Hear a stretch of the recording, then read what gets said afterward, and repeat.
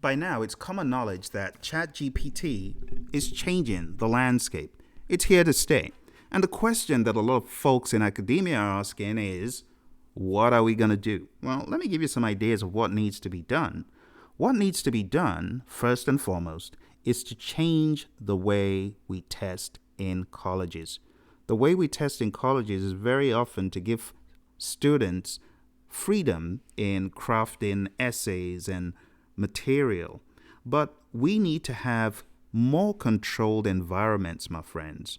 We need to have more controlled environments where students take quizzes and tests, mock exams, and do actual work in a more proctored environment.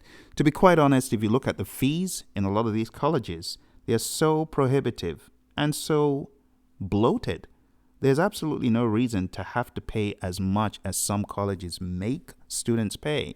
So I think it's about time that the colleges begin putting their best foot forward and they begin changing the landscape about how to better manage ChatGPT and AI in general and its influence in students' work. Because whether you like it or not, this is a topic that's not going away very quickly.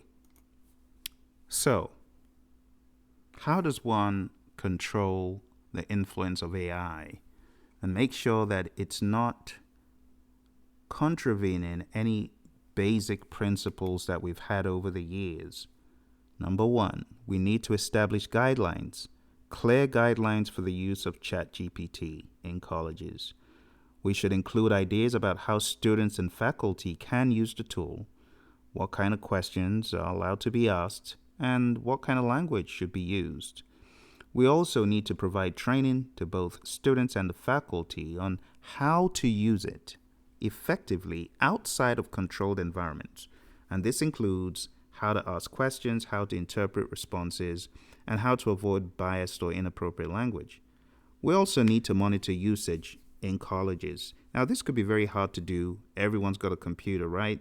But we could do this by controlling access to students through a universal conduit. And this can be reviewed by taking a look at chat logs, using automated tools, or flagging inappropriate or problematic interactions.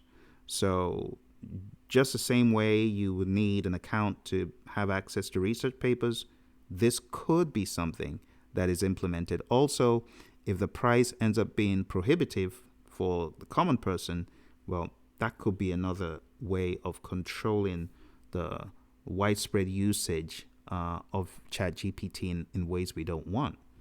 We also need to encourage critical thinking. So students should use it as a tool to enhance their learning rather than a replacement for critical thinking. We also need to foster a culture of inclusion. Now, I know some people are not for GPT, they're against it, but we also need to remember, how about using it in a way that is inclusive and respectful of all students? How about using it to help certain individuals who may not be able to learn as effectively without it? It's a thought. So we also need to encourage the use of the language in the system to be gender neutral, not offensive, not discriminatory, and provide resources for students who may need additional support in using the tool.